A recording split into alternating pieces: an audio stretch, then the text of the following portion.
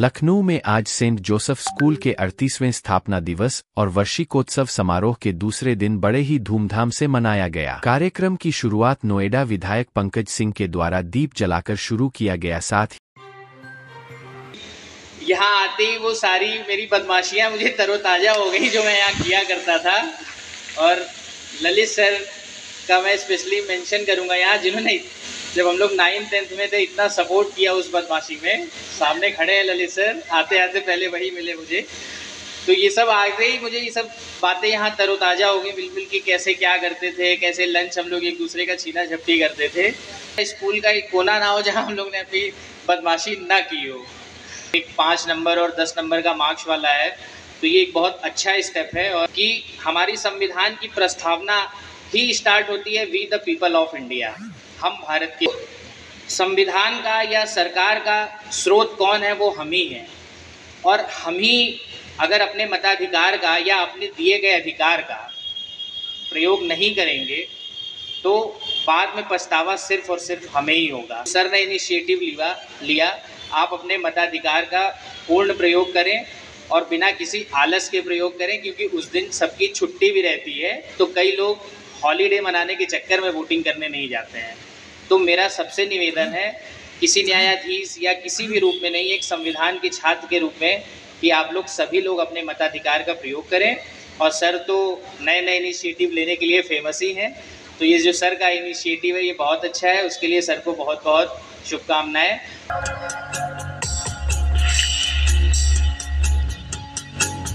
कहते थे लोग जो नहीं है तू, देंगे वही सलाम।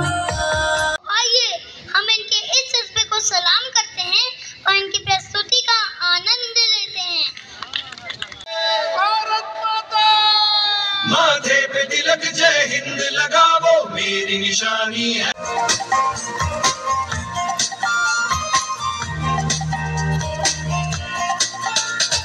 मिलजुल के हम वृक्ष लगाए, धरती का श्रृंगार करें। मिलजुल के हम वृक्ष लगाए, धरती का श्रृंगार। मिलके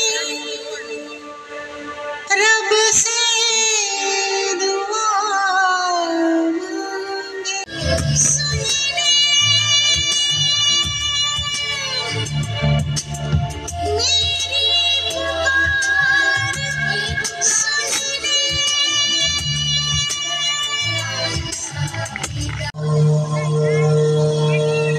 प्रार्थना मुद्रा पद्मासना।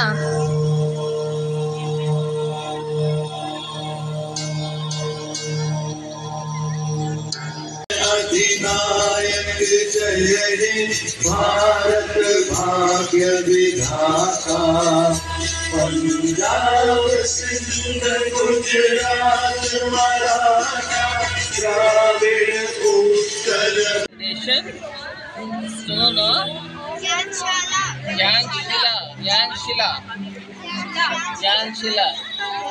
ज्ञानशिला क्या है? ये अपने स्कूल से आगे बढ़ते हैं, अपने यूनिवर्सिटी बनाने जा रहे हैं। शुभम इधर देखिए, सामने देखो, सामने। विद्यालय अपने 37 वर्ष पूर्ण कर चुका है।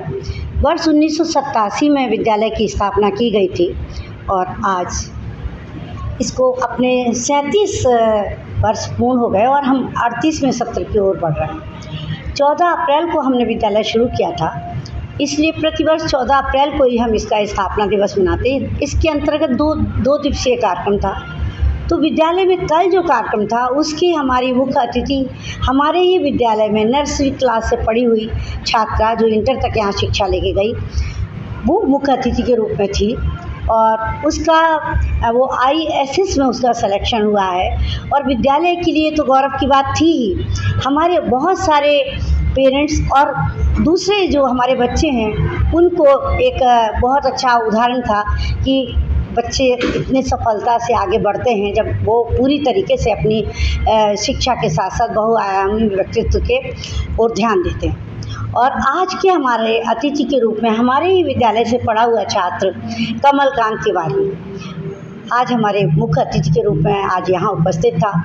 उनके माता पिता तो हर्षित थे ही, मेरा पूरा विद्यालय परिवार, उनके शिक्षक शिक्षिकाएं, और हम लोगों को बहुत ही प्रसन्नता थी कि आज वो बच्चे ऐसे मुकाम पर पहुँच रहे कि जहाँ से शिक्षा ली वहीं पर वो अतिथि के रूप में आ रहे हैं।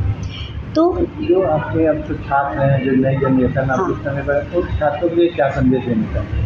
मैं छात्रों को ये कहूँगी कि उनको अपनी पढ़ाई में ध्यान देने के साथ साथ सिर्फ किताबी कीड़ा नहीं बनना है।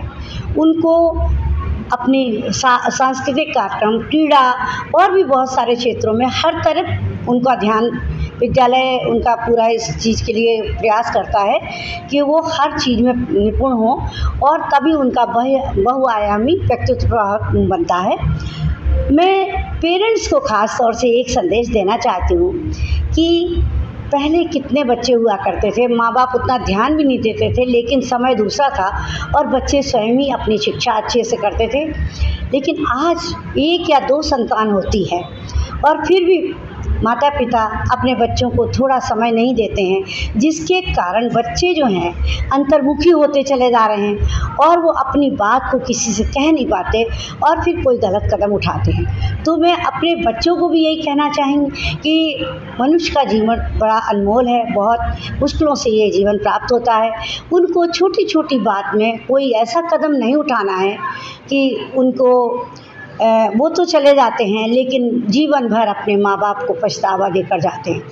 विद्यालय के जो शिक्षक शिक्षिकाएं होती, जब इस तरीके की कोई घटना होती है जो आजकल बहुत होने लगी, उससे हम सब भी बहुत दुखी होते हैं। तो मैं यही कहूँगी कि आप पढ़िए और अपना कोई भी परेशानी अपनी टीचर्स से बताएं और अपने माता पिता को अवश्य बताएं। मोबाइल कई मायनों में अच्छा है। जब हमारा कोरोना आया मोबाइल के सहारे पढ़ाई हुई, लेकिन कई मायनों में बच्चे इसका मिसयूज भी कर रहे हैं। तो कम से कम मोबाइल दें उनको, और जिसके कारण वो उनका ध्यान इधर उधर ना भटके और जो उनके शिक्षा लेने के लिए वर्ष हैं वही उनके लिए काम आए। समापन हुआ है 2 दिवसीय जो हमारा वार्षिक समारोह था और स्थापना दिवस 37 वर्षों के बाद 38वें सत्र में प्रवेश, और ये निसंदेह बड़ी खुशी की बात होती है। और इस बार का जो हमारा पूरा समारोह रहा है उसमें सबसे बड़ी खास बात रही कि जो मुख्य अतिथि के रूप में थे वो हमारे ही विद्यालय के